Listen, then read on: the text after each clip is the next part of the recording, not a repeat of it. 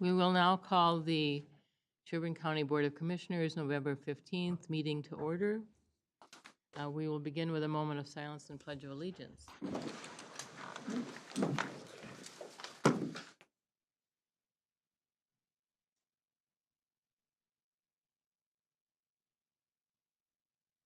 Pledge allegiance to the flag of the United States of America and to the republic for which it stands, one nation, under God, indivisible, with liberty and justice for all.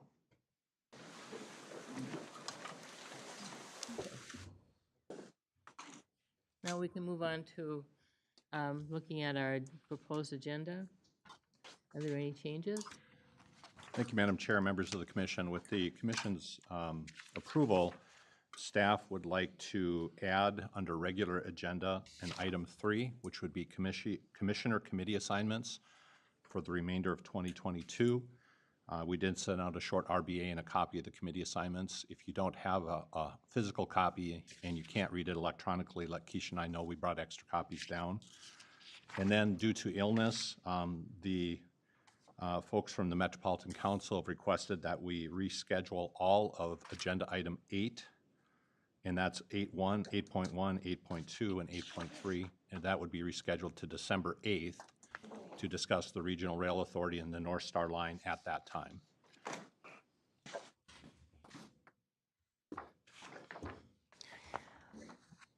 Would anyone like to make a motion to approve the agenda as proposed with those changes? I'll make that motion, Madam Chair. Motion's been made. Is there a second? Oh, thank you. All those in favor say aye. Aye. Those opposed, nay. Motion's passed. Okay, now we can move on to the consent agenda. I'll move approval of the consent agenda. Motion's been made to approve the consent agenda. Is there a second? Have a second. Is all those in favor say aye. Aye. Aye. Those opposed, nay. Motion's passed. Now we can move on to the proclamation and announcements, and we have one to consider and approve by proclamation November as Adoption Month. Wendy, are you here? I think Amanda's, you can take this one then? Okay, Amanda. It wasn't prepared, but if you have the... I'll get it for you if you want to. Okay.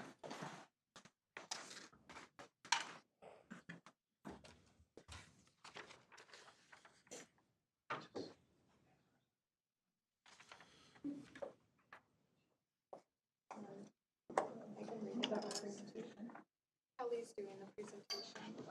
Yeah.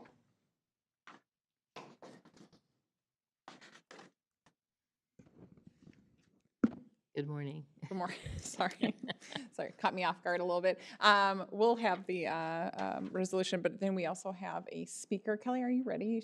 Maybe we do the Julie. Okay. So we're going to invite Kelly Schmidt, who is one of our social workers up here, to do a presentation on Adoption Month. Then we'll read the proclamation.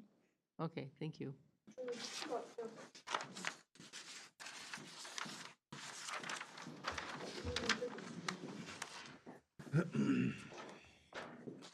Good morning. My name is Kelly Schmidt, and I'm an adoption worker here at Sherburne County. It is easy to minimize what adoption means, narrowing it down to matching a child with a quality caregiver and reaching that moment of finalization. But it is so much more than that. Today, I'd like to honor the children we serve in need of permanency by honoring their stories, acknowledging that oftentimes this includes a history of trauma, and that not being able to return to one's biological parents can come with a great sense of grief and loss. So we approach this work with humility and grace. We do our best to ensure that children are able to be part of a family unit where they are loved and cared for safely. We seek to establish permanency for a child not only through their primary caregivers, but by expanding their network of love and support and engaging healthy and safe biological family, kin, neighbors, teachers, and friends, all who can support that child and their caregivers throughout their life. In addition, we provide resources to children and families that can help with attachment, healing, connection, stabilization, guidance, and support. We are lucky to have one of these wonderful community agencies serving families both pre- and post-permanency right here in Sherburne County. To speak about creating connections and other incredible services offered through Main Street Family Services, please welcome Ms. Julie Schultz.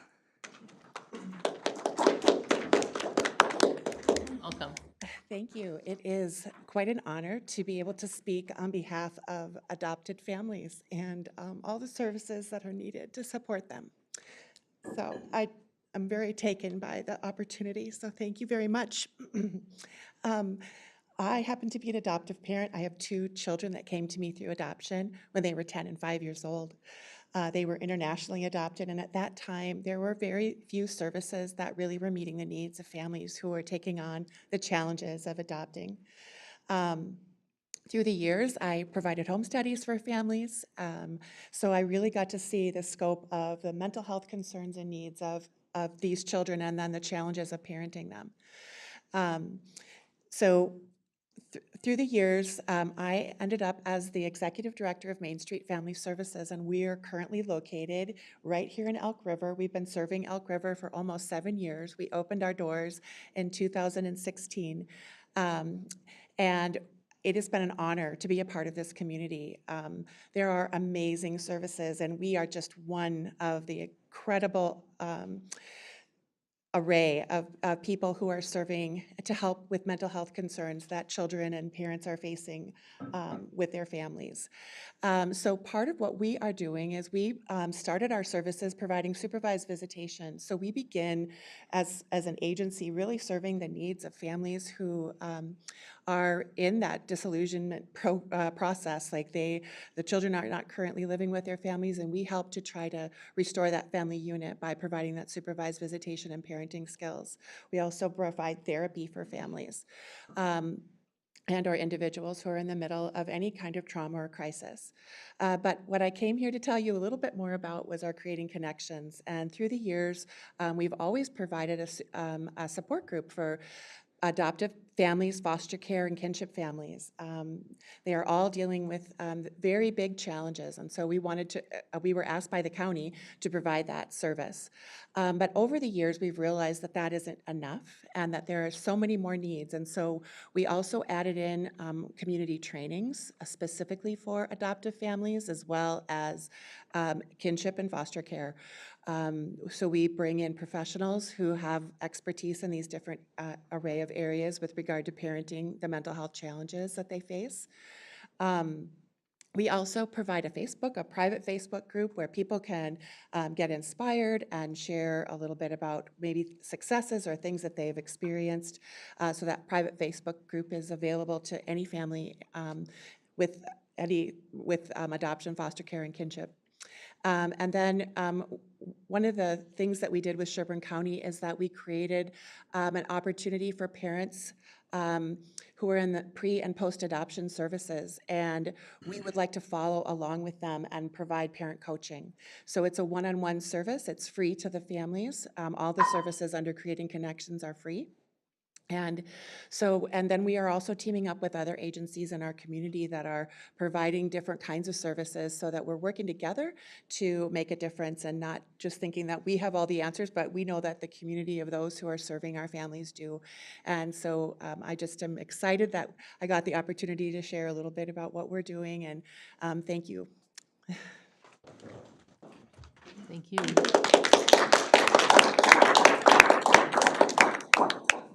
Awesome. Thanks, Kelly. Thanks, Julie, for the work that you both do.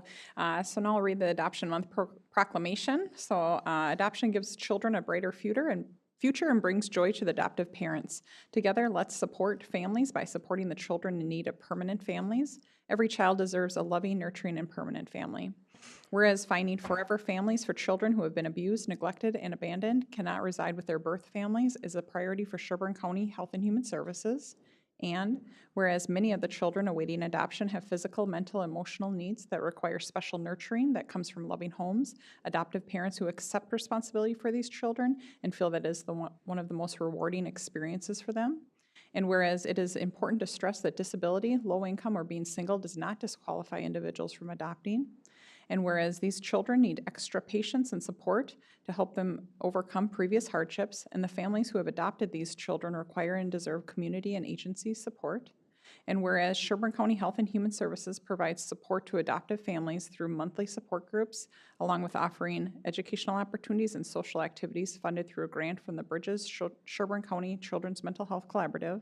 Now, therefore, The Sherburne County Board of Commissioners do hereby proclaim November 2022 as Adoption Month and encourage community agencies, businesses, schools, faith-based organizations, families, and others to celebrate adoption through furthering awareness of challenges and issues in adoption, honoring families that grow through adoption, and focusing attention on those children who live in the shadow of uncertain futures while they await their permanent families.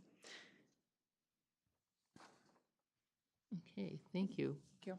Would anyone like to move to proclaim, support the proclamation? Sorry. Madam Chair, I'll move the proclamation. Okay, move, is there a second? I'll second, Madam Chair. Is there any discussion? I just want to make a comment. Thanks for coming and speaking about your agency and for the service that you provide to our community.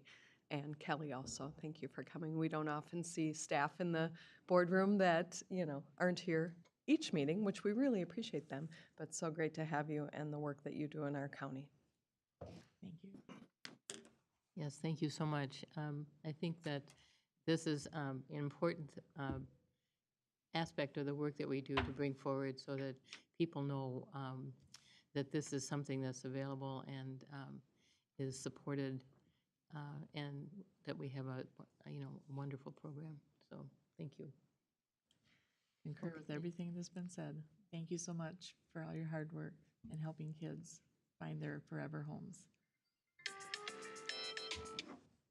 Okay, Keisha, did we vote on the proclamation? not yet. We're in the process. We have to, okay, so any other discussion? Otherwise, we'll go ahead. All those in favor say aye.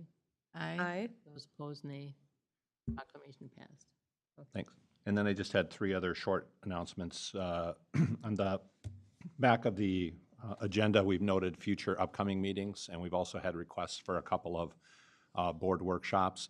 So we'll be trying to schedule those either at the end of this year or starting next year with a couple of those or one of those. Three other things for your calendar, or just FYI, our truth and taxation notices will be going out today and tomorrow. They're at the printer and should be released here very shortly. Second is just to note that the County Canvassing Board will meet on Wednesday, November 16th at 2 p.m. in the Maple Room. And so for those of you on the Canvassing Board, if you can make sure that your calendar is open for that, and if not, if you would talk to Diane about making sure she has enough members to complete the canvassing. And then last, just a note for your calendars, Friday, December 16th, a reminder is the annual holiday party here in the Government Center at 11:30, and it goes till about 1:30, and then that's a really fun event, as you know, so please, if you're available, consider coming.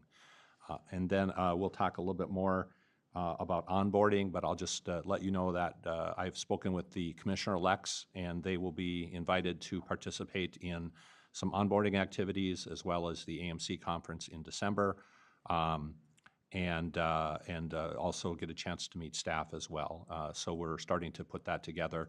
I'll keep a copy of all that for you all so you can review it as well. Okay, I have another. yes. I'd like to make another announcement, just so people are aware. Long-time serving Blue Hill Township Supervisor Roger Nelson is in critical care in St. Cloud, and I ask the community just to pray for him, his wife Marlene, and their children at this time. Thank you for sharing that. Okay, so now we can move on to our public hearing.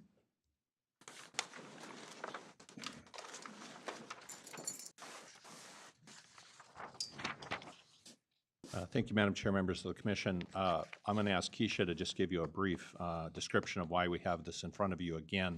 But if the board would like to, after Keisha's comments, then you can open the public hearing for any comments. Keisha, do you want to just give a little bit of background?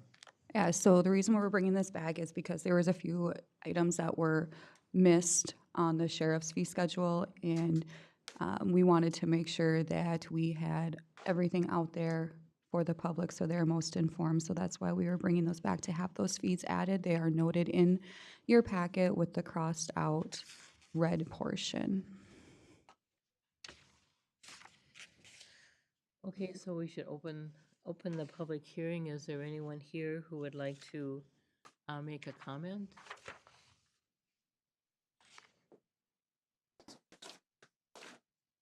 Is there anyone here who would like to make a comment? I think I have to say that 3 times.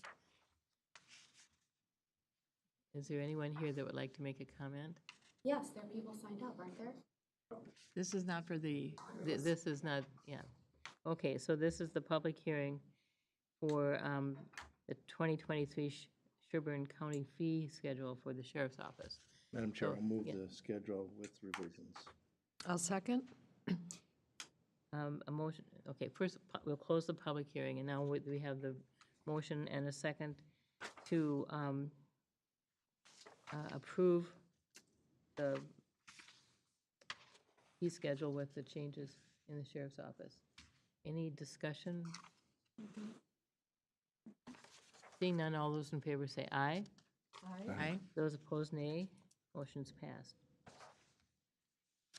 Okay. So now we can move on to the open forum, and we'll go ahead and read. The purpose of the open forum section of the county board meeting is to allow public input and/or information to be presented to the board that does not require action by the board. It is requested that speakers refrain from personal attacks of any kind against another person, commissioner, or employee. It is requested that speakers refrain from campaign-type presentations. The time limit is 3 minutes per speaker with a maximum of 5 speakers per open forum. The time limit may be shortened or extended at the discretion of the board chair. The open forum may continue following the conclusion of the regular board business meeting agenda items. It is requested that all input or information be addressed to the Board of Commissioners and not to members of the audience. Speaker handouts are public information. The county may make copies of such handouts for the public if needed, and the county board chair will ensure that the open forum policy is followed.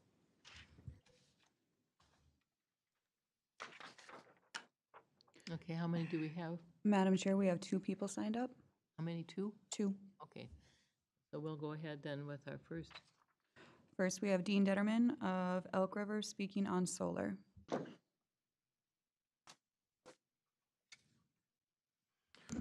Good morning. Morning. You have to excuse me, I'm going off the cuff today.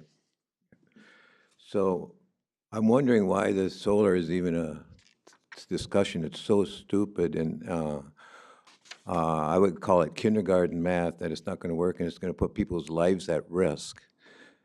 So why were we trying to use solar to replace our Sherco coal power plant? And I can't figure this out. So then, I was thinking, the people are acting in unnatural ways in our society, ways that even animals wouldn't act, and I go, what's going on here? And then I read this from Return of the Gods by Jonathan Cahn. It has to do with the Lord's prayer, lead us not into temptation, but deliver us from evil. God doesn't deliver anybody into temptation. But Jonathan Cahn said it in a nice, pretty cool way. He says, what happened to June is another reminder that whatever a nation or civilization, or for that matter, a life turns away from God, it will never remain neutral. It will never stay empty. It will become indwelled by something else, something other than God. It will become inhabited by the gods. Those who had taken part in the removal of prayer and the word from the American public life could not have imagined what it would lead to, but the empty house could not stay empty. A civilization had turned away from its worship of God. Now the sacraments of a different worship had come in. The door was left open, the house was found empty, the spirits came, and the gods returned with them their holy days. My dad came back and looked at what's going on here, he'd throw up. Thank you. I don't have anything, I was doing off the cuff, so I don't have anything to give you. If you have any questions, you have my phone number. Thanks. Okay, Thank you. Next, we have Tracy Soden of Big Lake speaking on North Star. good morning. Good morning. Morning. Over 10 years ago, my family chose to move to Sherburne County because it conveniently sits on the North Star line and could be used for commuting into Minneapolis. We specifically purchased our house in Big Lake for that reason. Until COVID, the North Star had 4 trains running to and from downtown Minneapolis. Sherburne County residents who worked an early morning shift could use the train to commute with no problem. Since COVID, the North Star has decreased their scheduled run times to 2 trains a day. In the mornings, they leave at 5:48 a.m. and 7:18 a.m. This makes it impossible for many Sherburne County residents who work an early morning shift in downtown Minneapolis to ride because they can't make it to work on time. In turn, residents in your county are forced to drive. This has resulted in dramatically reducing the North Star ridership. Earlier this year, Anoka County suspended their county's payments to the Met Council because the Met wasn't living up to their end of the agreement of running 4 trains in and out daily. In the last election, not 3 weeks ago, there were ads in the paper that talked of fiscal responsibility and common sense. Knowing the current train schedule and the effects on your county's residents, does continued funding of the North Star constitute as fiscal responsibility or common sense? How does funding a system that continues to lose money make sense when a majority of the residents who pay for it can't even use the service? In the next year, you're set to increase the tax levy by 6.99%. How can you justify increasing the taxes of the residents in this county when you continue to fund the Met Council's North Star, which your constituents can't even take advantage of? My family is directly affected by both of these decisions you're making. Both of these decisions you vote on also have a ripple effect in this county. The North Star is unusable to many of the county's workforce who relied on the train for commuting. This forces residents to use their personal vehicles to commute to work, which is an added financial burden, and in turn, they have less money to spend in the county. And yet, you're looking to pay the Met Council over $1 million next year, all while increasing my taxes. Please reevaluate your support of the North Star and live up to your campaign promises, and support something that many Sherburne County residents cannot even take advantage of. Thank you.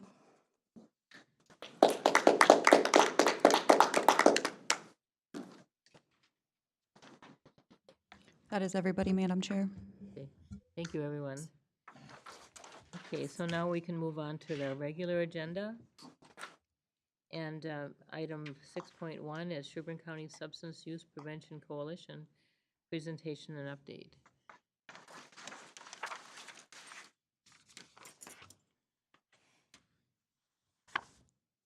Good morning.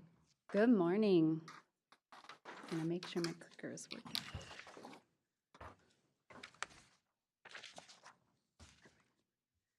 Good morning. My name is Alicia Maxwell, and I am the Coalition Coordinator of the Sherburne County Substance Use Prevention Coalition, otherwise known as SUP. And I'm going to let my counterparts introduce themselves before we get started. Amanda Olgren, Assistant Principal at Vandenberg Middle School, was at Elk River High School. Roxanne Schrader with the Sherburne County Sheriff's Office. Both of these wonderful individuals are members of the SUP Coalition, which we're going to learn here is made up of diverse partners. So I'm happy to have them here, and I know some others in the room are either partners or supportive in some nature. Today we are going to provide a SUP Coalition update, which is going to include just a brief recap of who we are, as well as some data of importance, and then some of the activities that we have provided over the past year. The SUP Coalition is a community-based organization on a mission to prevent and reduce youth substance use. You can see here with our mission statement that we really strive to prevent substance use among our youth by promoting safe and healthy choices among all community members. We work in partnership with the Sherburne County Sheriff's Office as our lead agency and fiscal host. Sheriff Joel Brott was actually the one that founded the coalition in 2012 when he saw a need for substance use prevention efforts. We are a drug-free communities grantee. We have been a a Drug-Free Communities grantee, or a DFC grantee, since 2014. This is a federal grant that provides community-based coalitions with funds to prevent and reduce youth substance use.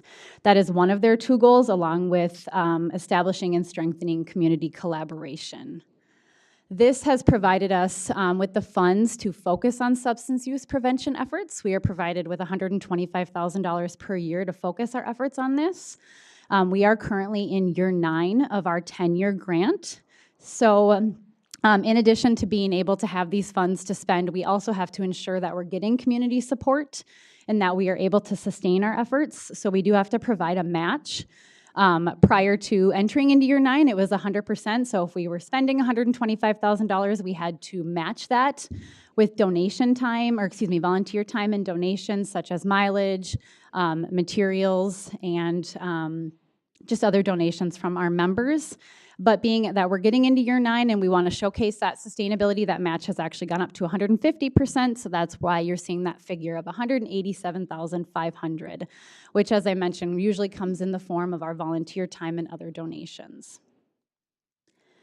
And you're seeing here the DFC grant really promotes community collaboration. We really see that as the backbone of sustaining this type of work. We do have representation from 12 community sectors, from our youth serving, state and local government, civic and volunteer groups, parents, healthcare professionals, other community-based groups that are focusing on substance use prevention, media, schools, businesses, law enforcement, and religious and fraternal organizations.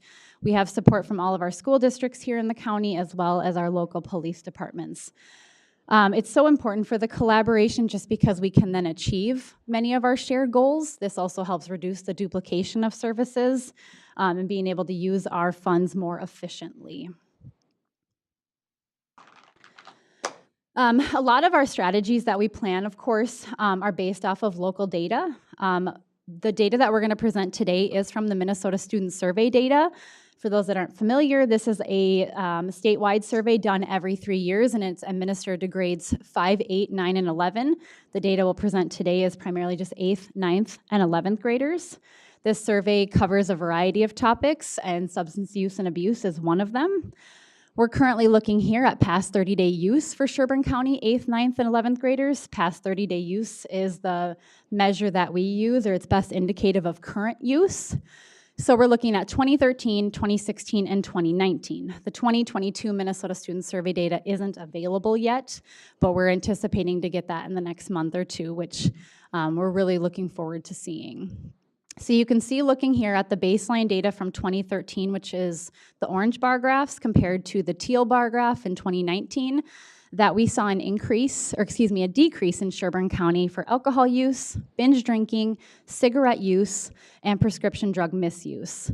Marijuana use remains stagnant. However, when e-cigarettes, which are considered tobacco products, when they were added to the survey in 2016, is where we saw that increase in usage from 2016 to 2019. Many of our partners on the coalition have confirmed that this is in fact what they're most seeing in the school, or is most prevalent in the school and the community setting. And based on this data, along with other sources of data that we get from our law enforcement partners, healthcare professionals, and school disciplinary data, has caused us to focus our efforts on alcohol, marijuana, and tobacco, since e-cigarettes and vapes are considered tobacco products, since this is where we are primarily seeing youth and abuse and use these substances. As I mentioned, 2019 feels like a lifetime ago, but using our partners, as well as state and national data, has confirmed that these are in fact the top widely used and abused substances among our young people. When we look at past 30-day substance use for Sherburne County compared to Minnesota, you can see that Sherburne County being in the blue and Minnesota in the orange, that we have increased rates compared to Minnesota for alcohol, e-cigarette use, marijuana use, and slightly with prescription drug misuse.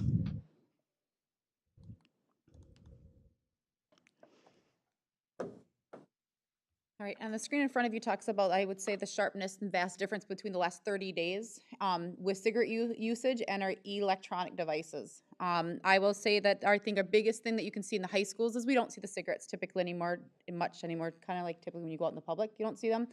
But we do see a very large increase in our high schools and our middle school students using the devices. I would say the help with SUP is that we are trying to teach students, staff, and family the health risks of using the e-cigarettes. The hard part with the e-cigarettes is they think that it's less tobacco usage than they are with the cigarettes, and in regards, that's a misconception. It's actually stronger, and it's also depending upon how they mix the liquid variations. Not only before was it just the liquid of the tobacco, now you have THC being added into that as well. So that is something that we strongly work on, how to educate our families and schools and our students in regards to what they are currently facing. And as you can see, the greatest uptick is if with the electronic cigarette devices or with our 11th grade students. And on the next page, that you can see is the perception of usage. Perception is how do people feel about you using the e-cigarettes and or your tobacco usage. And as you can see in the first one is a parental disapproval. So you go from you're roughly 80% down to 60 when their 11th graders disapprove of it.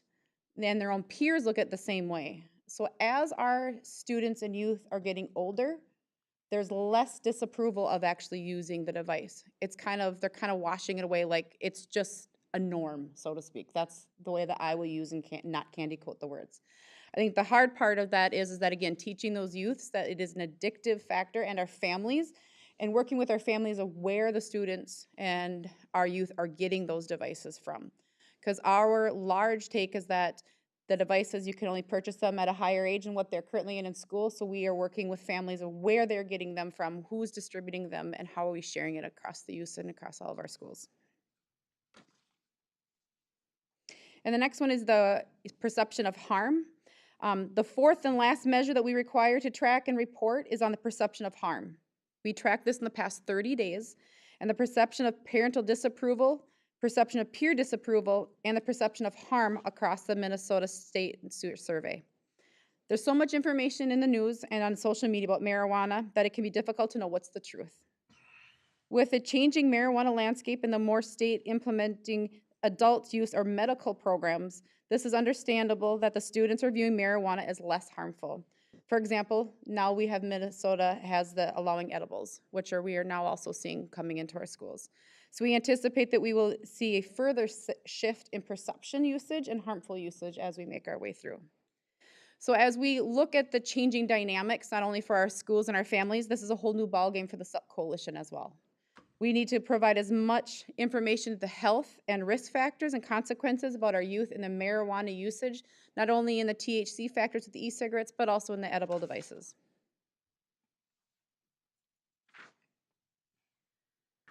When planning our different strategies, we use the following 7 strategies that have been indicative of community change. I'm going to briefly discuss just some of the activities that we've implemented within the last year, and then we will expand further on them in these next slides.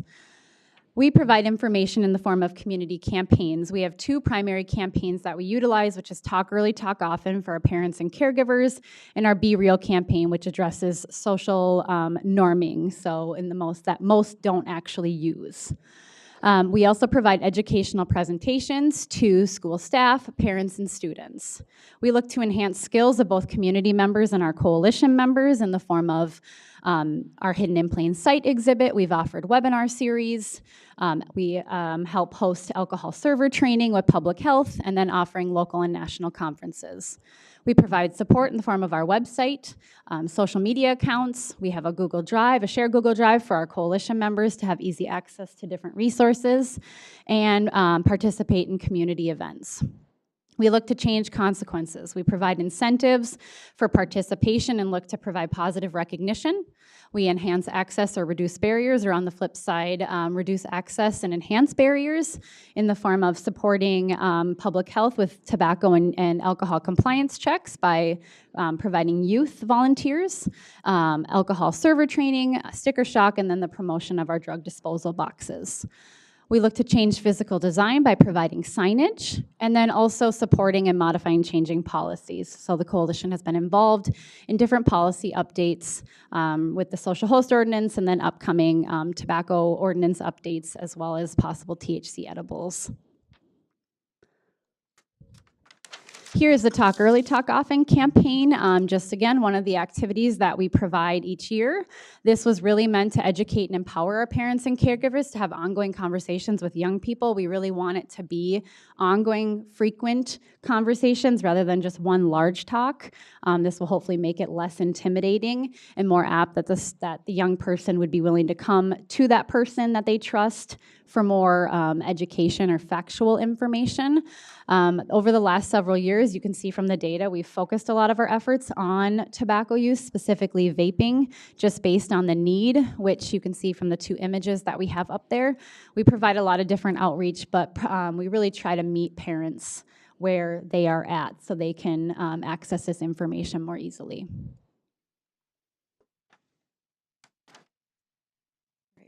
As we continue to work with our SUP coalition, we partner with 6 high schools, our local high schools. It is Becker, Big Lake, Elk River, Rogers, Spectrum, and Zimmerman, and to develop our Youth Leadership Council. And during this time, it's a powerful time for our youth to be directed and create strategies that not only build capacity and teamwork, but also have positive decision-making while clarifying misconceptions regarding drug usage. We know that we currently have 2 schools that are actively involved in our Youth Leadership Council, which is Big Lake and Rogers. We know that we would like to continue. How do we stem that to the rest of the 4 schools? But the schools with the most consistently and actively engaged in the Youth Leadership Council show the greatest impact on reducing youth consumption and changes perception in the recent surveys. The biggest thing is that we value our students and our youth during those times, and we actively continue to explore how we can increase our students' awareness in those groups. The last one that we have is Be True, Be You, Be the Real campaign. This is previously mentioned. 1 in 5 Sherburne County 8th, 9th, and 11th graders report vaping in the past month in 2019. However, it's often assumed that everybody vapes. That is a complete misconception. Majority of the time, if they are vaping, we do have a handful that are ones that are repeat offenders. The other part is there's a large gap between casual usage and the perceived usage, of your students and peers in your building. We work to correct these false perceptions. Create a false narrative is not to be the norm. So we continue to have the students develop campaigns called the Be Real, and the purpose is to correct misconceptions like this one. It brings recognition to the facts and allows students to share their own reasonings for not choosing to vape. This is only on vaping currently that you see in front of you. However, we do see a similar trend when it comes to marijuana usage and alcohol. I will just share a quick one for you in regards to being at the high school and the middle school. You would now see the unfortunate usage of the CBD gummies, as I've shared before, but also they are as Alicia mentioned, the advertisement that has changed significantly in the eyes of our teenagers. So not only the vapes, but also I will say our alcohol as well. If anybody is familiar with it, Mountain Dew has what's called Mountain Dew Hard. It looks just like the Mountain Dew can, except it's black and it contains 5% alcohol.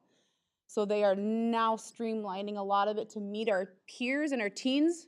And as if staff are not knowledgeable or don't recognize it, they just think it's a normal pop can. So they are definitely doing a better job in the commercial portion of hiding in regards to what is, I would say, deemed appropriate and not appropriate to our youths. I would also say not only hiding, but directly marketing. Oh, just absolutely. by when you walk into a liquor store now, it is amazing to me. This isn't made to attract adults. It's made to attract youth. And it's very sad that that's where they've come to. Very true. Thank you very much. We do some community outreach as well, just in regards to informing the public and our community partners of different things through our sub-coalition, one of which is our Sticker Shock campaign. So student survey data shows that Sherburne students report getting alcohol from social sources such as parties, friends, or family members, rather than retail sources. So sticker shock allows us to reach those adults who buy alcohol legally and then may give it to those that are underage or minors. We typically conduct sticker shock in the spring around prom or graduation, knowing that there's going to be gatherings occurring at that time, just to provide that information to the people through that for those celebrations, where alcohol may be common and can turn dangerous for underage drinkers. We see the labels include a warning language with the penalties for providing alcohol to individuals under the age of 21.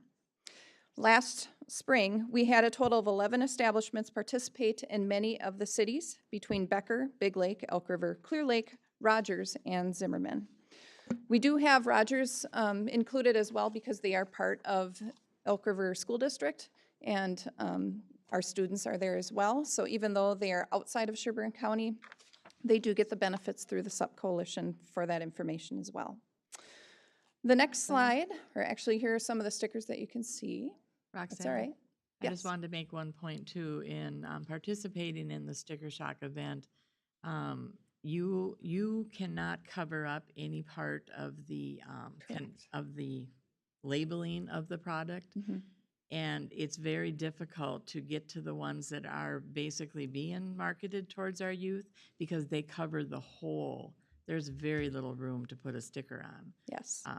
Which is the ones we really want to have those stickers on, because that's what they're looking to purchase. Correct. So this past spring, Commissioner Danielowski and I actually had the opportunity to work together on this project. So I was trying to be the muscle with all those things, and she was doing her share as well. But it gets difficult because, of course, you're trying to provide all that information in that small amount of area. And of course, they, as their advertisements, are trying to do that as well. So they use up a lot of that space.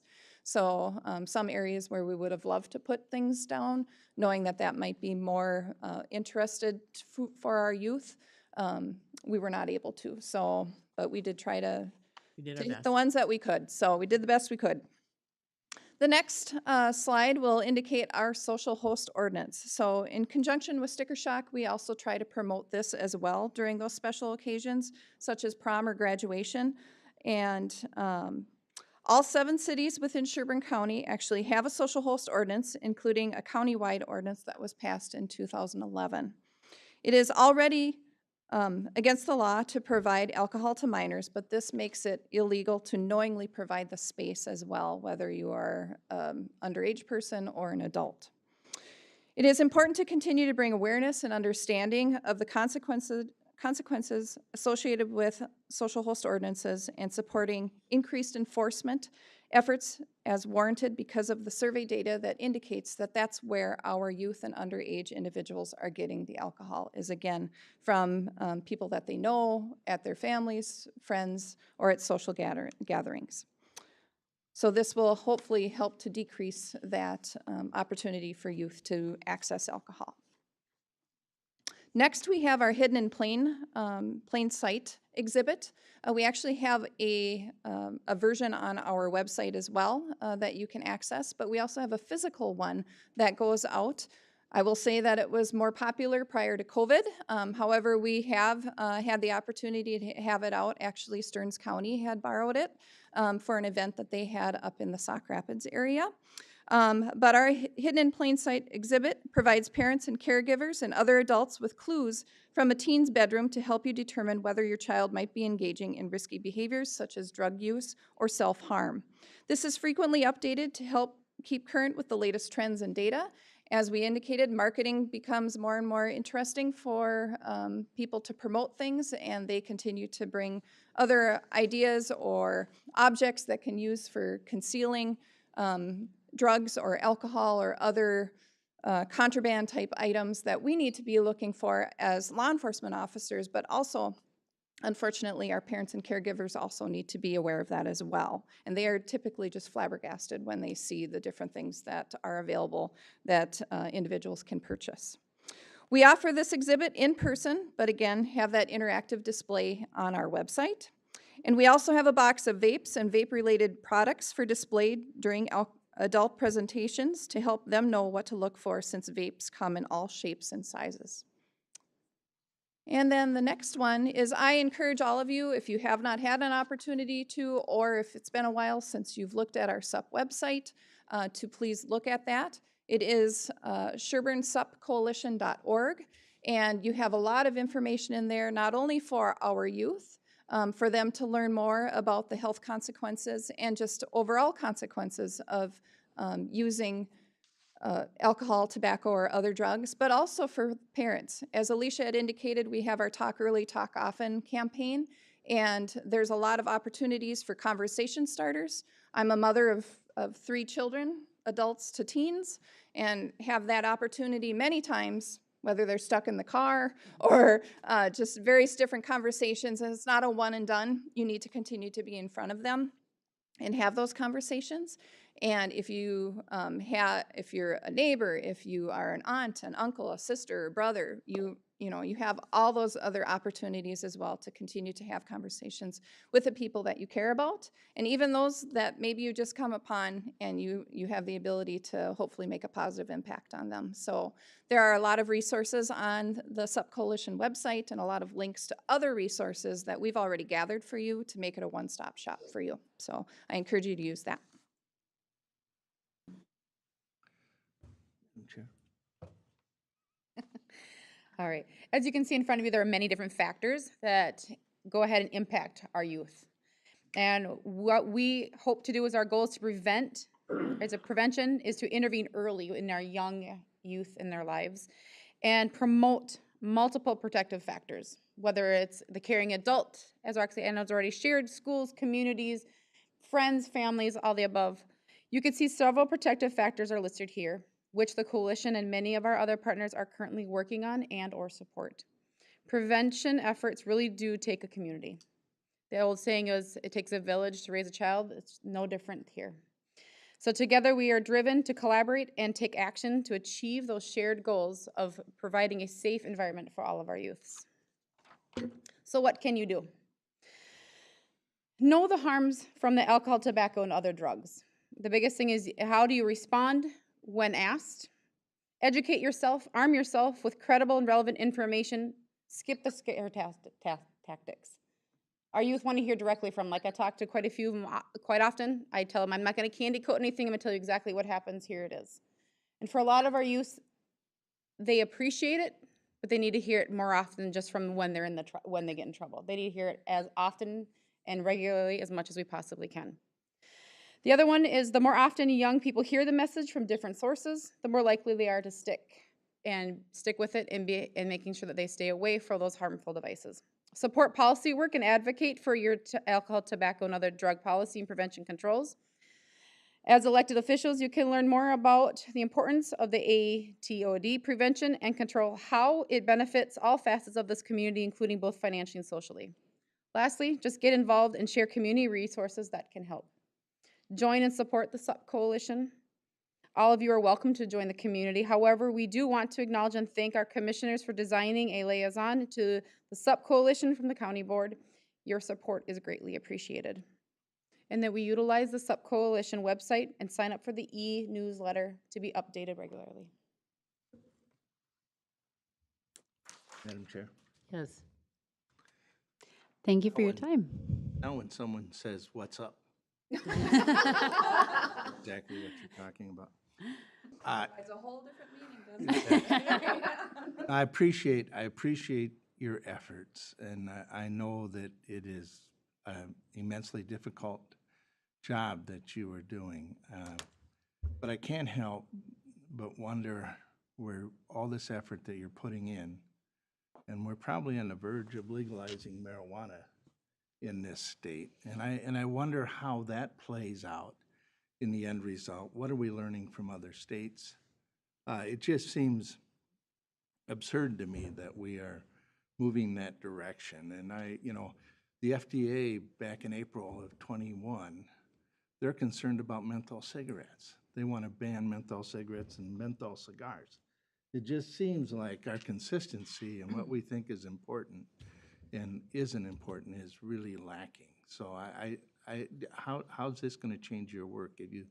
Have you thought about, and maybe there's vast improvement when marijuana is legal, I don't know, but I question that. So that's my, No, thank you for the comment, and absolutely, that is something that has been on the horizon for us as we continue to monitor the situation. And to be honest, I think that a lot of the education we currently do, I was in the schools last week, and a lot of the education was regarding marijuana and the different health risks that come with that.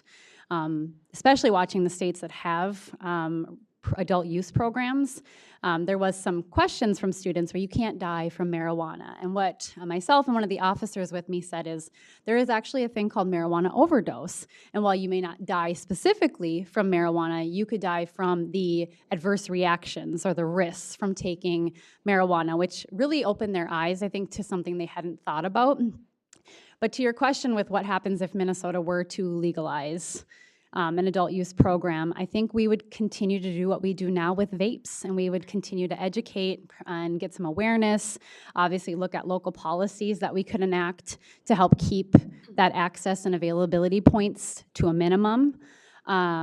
Just because, yeah, when you're working against a very large industry that has a lot of money, it's the same with tobacco and alcohol, unfortunately.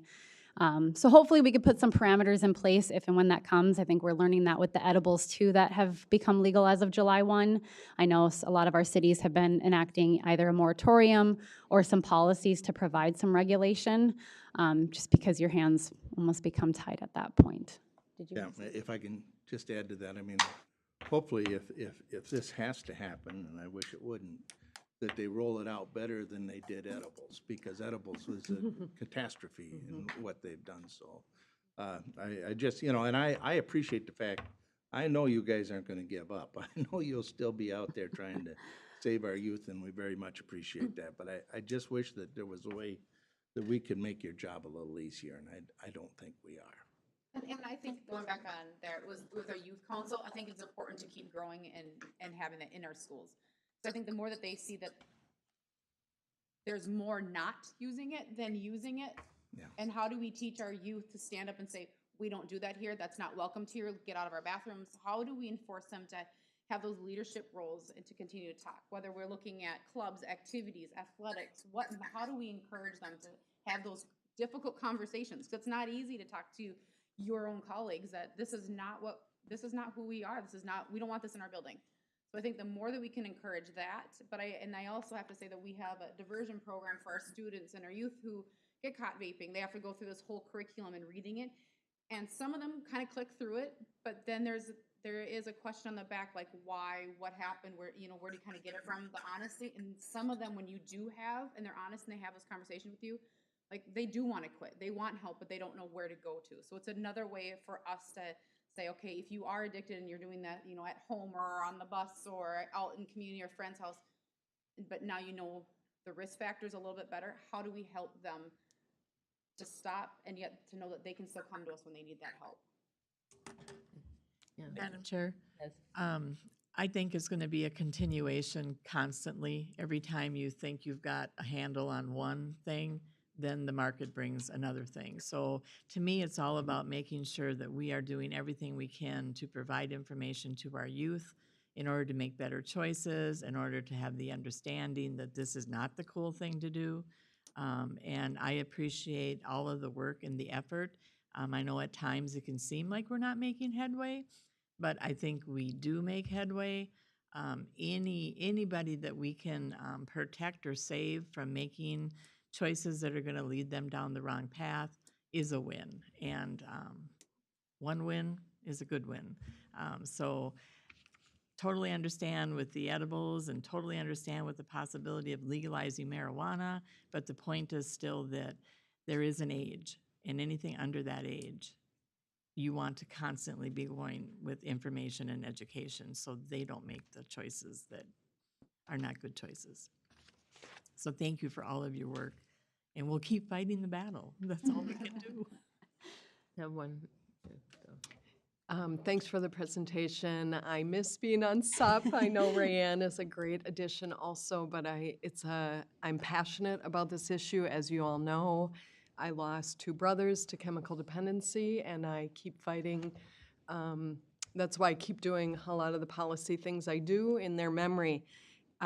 This is one of the best coalitions I've ever sat on we as commissioners are called to sit on a lot of different things, and many are good, but this one, Alicia runs such a tight, great ship, so I just want to say praise to Alicia and the crew that you run.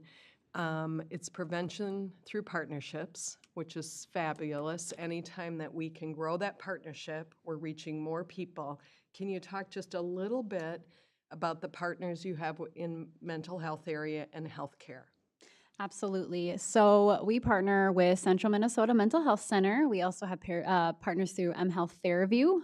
I would also say, and Centricare, I can't forget them. But what's great is we have our active partnerships, and then we have so many supporting partners that while they may not be able to make those monthly meetings, they are on our listserv, and they're constantly receiving communications and wondering how they can assist. And what roles they can play. So it's been wonderful because while I end up sometimes being the face of the group, I always defer to my partners because I couldn't do it without them, and they are the ones that are also assisting with the education and doing the late night presentations. And oftentimes, of course, with substance use, we see the mental health that comes into play, and I feel, awful for a lot of our members that are coming, and they're just talking about how mental health has just really been more prevalent since before the pandemic, and now the pandemic has really exacerbated that, and how they're seeing a lot of those that they work with that are trying to cope by using substances. And so it really has been that great partnership, and I can't forget our public health either, and it really is. It's about that collaboration. We all have a shared vision of having a safe and healthy community, and what better way to do it than by providing a united front, so. Then I had one more follow-up question just about the schools. I know in the past we've dabbled in Princeton a bit and just want to, over half of those kids live in Sherburne County. So I don't know, I'm not sure what they have going on in Princeton right now, but just want to put that on the radar. And maybe you have more about that. Yes, I will say, being as both Princeton residents, we're always also doing that, and And you might have a Princeton. So I do have conversations with their SAD advisor there and share resources in that respect too. So she's in my email, and Chris receives those from Princeton, knowing that, yes, there are quite a few students that live in Sherburne County that attend that school. So, Thanks. and we've been able to provide other resources to them as needed too, so. And I know Roxanne is also a great ambassador with the ministerial group and the churches in that area. So as well, I'm up in Princeton also, so there's 3 of us that cover Princeton. So, but thank you. Madam Chair, I Yes. just wanted to put an exclamation point on, truly Sherburne County has a great coalition of partnerships, and it can't happen without the partnerships and everybody that is involved in some way, shape, or form. And I truly am honored to be able to be a part of this coalition and see the great work that's being done by everybody. There is so much care for moving this needle for our youth, and the schools and the mental health, the sheriff's department, everybody that touches this coalition is making a difference. And I truly believe that we are making a difference. If we can move that needle, and you can see that we do move it, I think that we are working well in what we are trying to do. So I want to thank you all for being so passionate and so involved in making a difference in our youth. And County Attorney's Office. Yes, I mean, yes. It's just the great Yeah. support from your office, Yeah. Kathy, is amazing. Because it takes a village to raise our kids. I truly believe in that, and we are a great village. Well, thank you, and as mentioned, we appreciate the county board's support, as well as I believe we have every department almost represented, including county attorney and community corrections, sheriff's office, and health and human services. So we appreciate your support as well. Well, thank you so much. Thank you.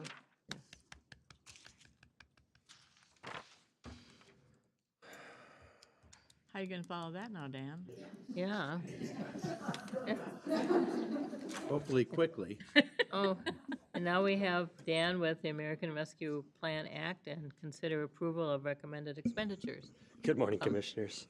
This week, we just have two approval requests for ARPA funding. The first is a dispatch UPS replacement in the Sheriff's Office, and it's an uninterruptible power supply. So essentially, it's a generator. The current generator is about 16 years old, so they're looking to replace that. And the second is some supplies in the jail to help mitigate the spread of illnesses. And the total request would be $42,521.40. Madam Chair, I'll move approval. Is that for both of those, or? Yes. Okay, thank you. A motion's been made. Is there a second? I'll second. Any further discussion? Seeing none, all those in favor say aye. Aye. Those opposed, nay. Motion's passed. Thank you.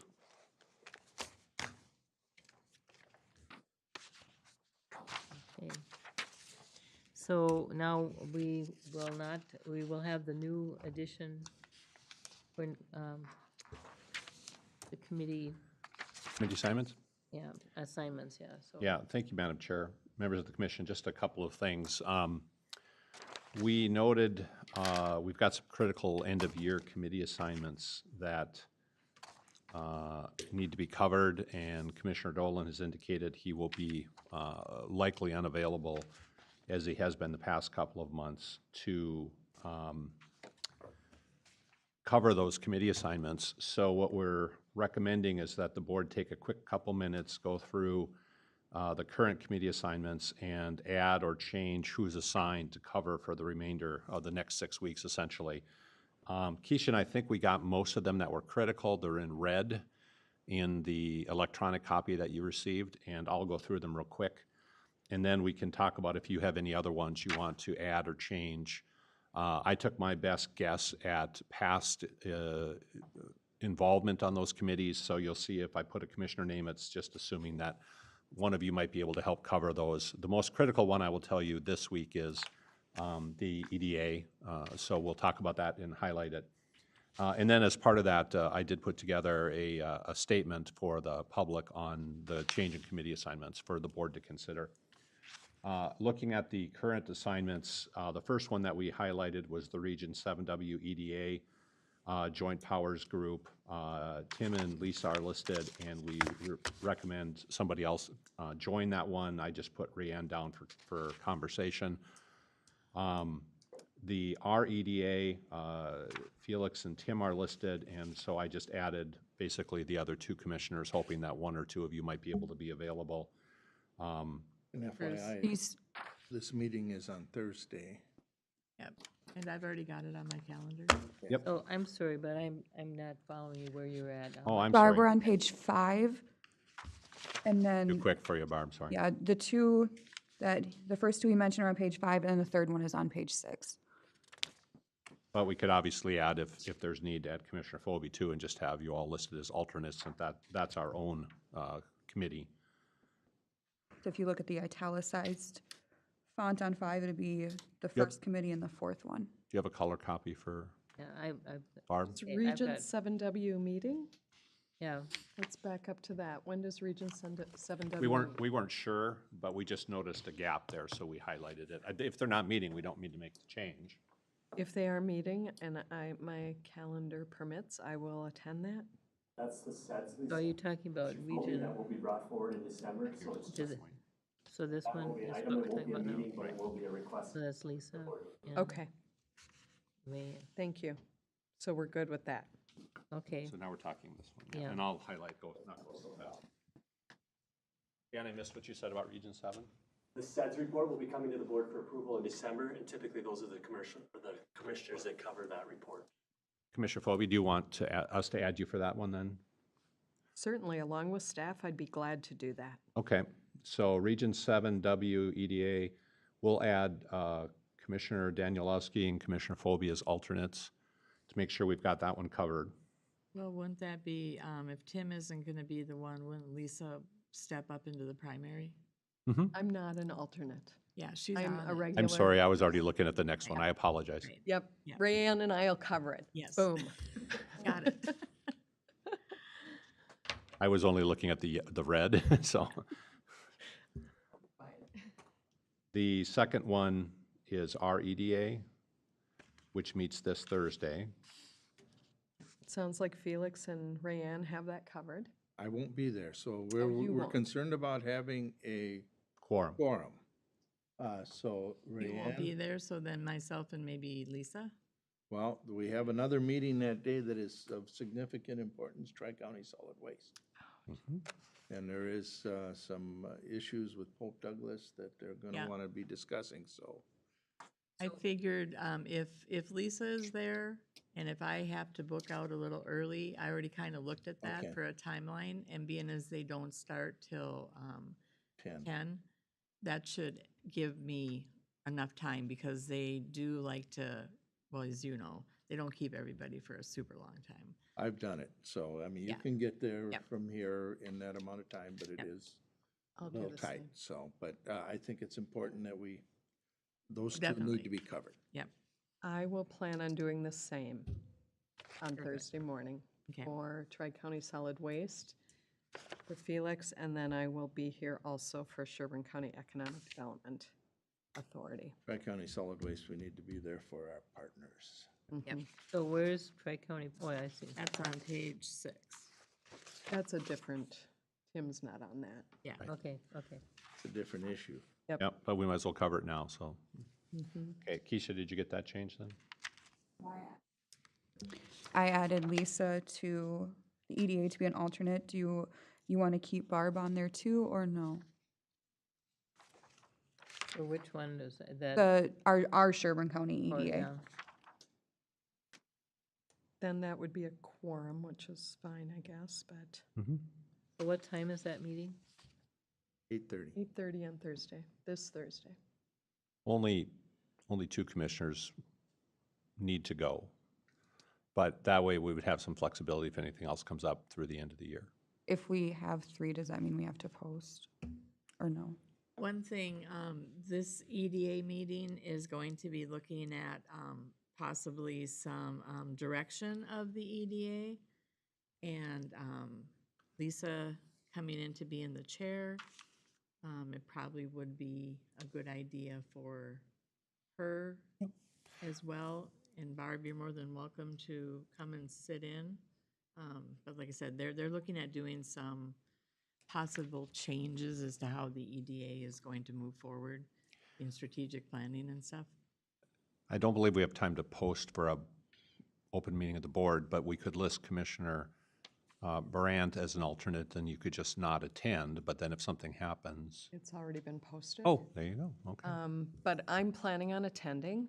Could you get me the materials sooner than later? Thank you. So it'd be Lisa and Rayanne for sure? Okay, because I have a meeting that morning, but I can come to this if that would help, but I don't, You need to. with 3 people, that's not a good idea, so. Okay. Okay. And the next one that we had flagged on page 6 was the Water Plan Advisory Committee. And we weren't sure if they were going to meet. We didn't have time to check. Commissioner Phobie, I just listed you because you've been involved in other related activities. I don't know if you're comfortable with that or if you want to change that. Sure, I'll check with Dan Sabalka on that, or Francine, to see if that's scheduled and cover that. And if I'm unable to, is there someone that could consider? What day is that? We don't have a date yet. I'll Oh, okay. check with Dan and Francine to see if there is a date. But maybe name an alternate in case needed.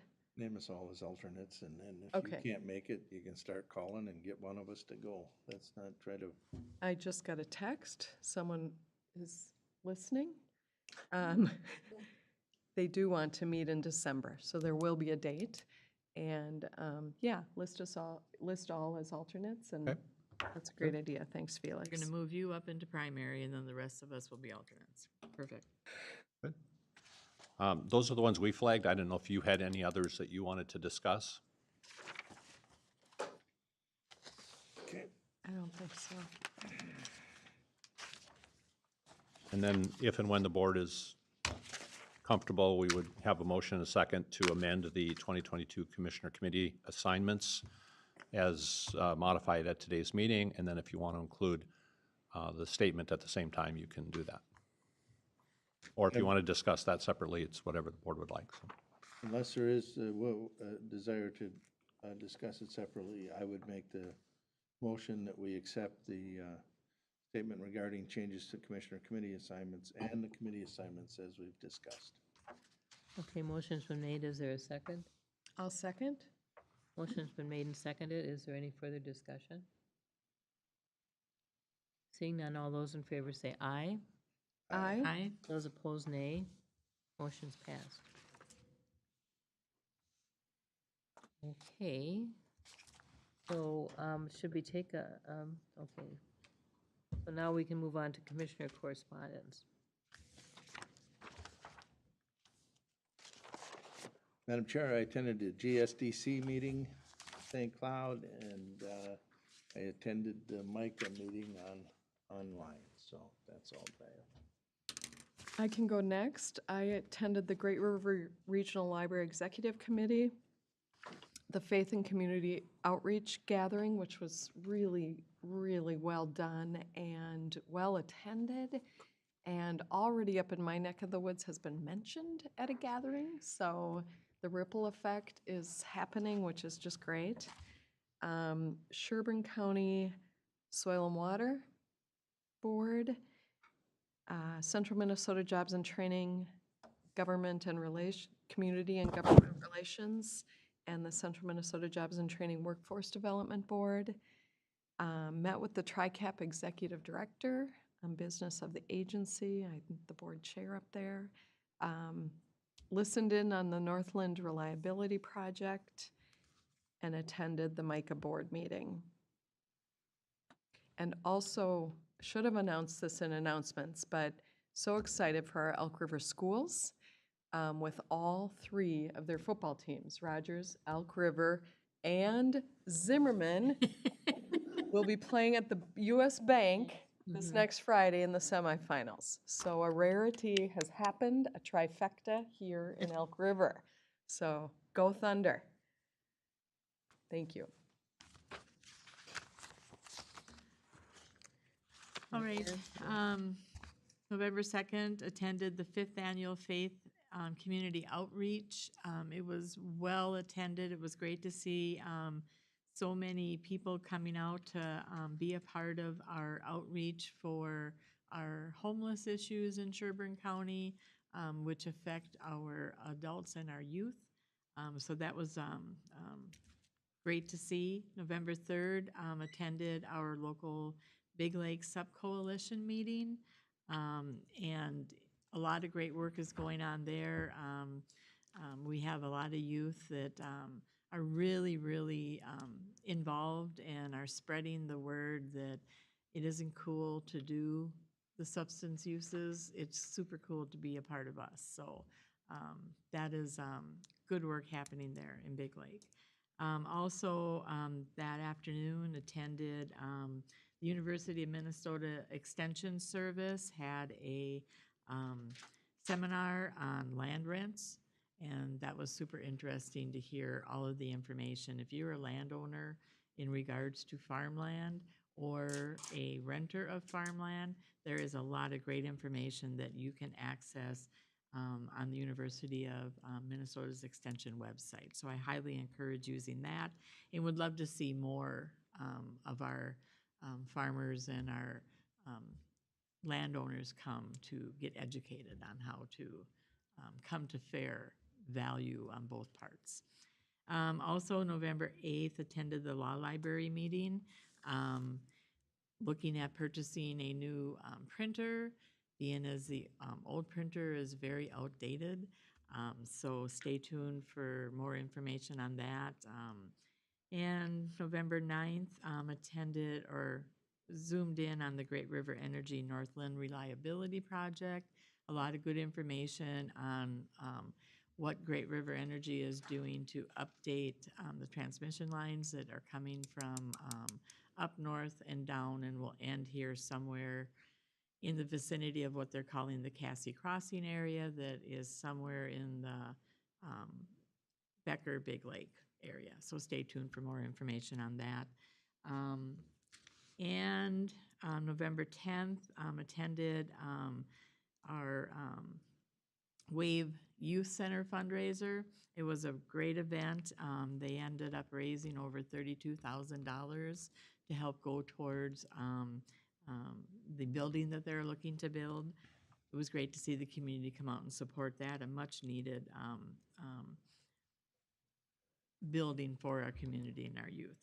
And November 11th, attended the Veterans Day event at Liberty Elementary. It was great to see these littles. They go from kindergarten to second grade, recognize Veterans Day and honor the veterans that were there for the service. So, and also just a quick, I should have probably said this during announcements. I don't know if everybody's seen that Xcel Energy had sent out, they're looking to have people learn about the Minnesota Energy Connection Transmission Line Project. As you can tell, for the reliability, there's a lot of happening on studying the updating the transmission lines to be able to take more power and move it around. This is another one that is going to be coming up from more of the west instead of coming north to south. This is more west to east connections. So this was in the mail. We also had it put on the county's Facebook page, and I think it's on our website. So they're looking for feedback. So if you want to have a voice in what's going to be happening with our transmission lines here over the next few years, I encourage everybody to participate in this outreach. So that's it. Okay. I attended the Faith Community group meeting here on Wednesday, the 2nd. And on the 3rd, I was at the First Steps meeting that we have on Zoom. And then I was at the Council on Aging meeting. And later on in the afternoon at the CAMI meeting that was here. And then on the 9th, I also listened in on the Great River Energy video that you were talking about. And then also I attended the Independent School District 728 community meeting. And then on the 10th, I was at the SHAC Executive Committee meeting. And that's all. Yep. So now we take a little break, Madam we Chair? take a break for about 10, at least 10 minutes. Yeah, yeah, and then we'll meet for a workshop in the smaller room, if that's okay with everybody? Okay. All right. See you back in 10. Please adjourn the regular meeting. We'll adjourn the regular meeting.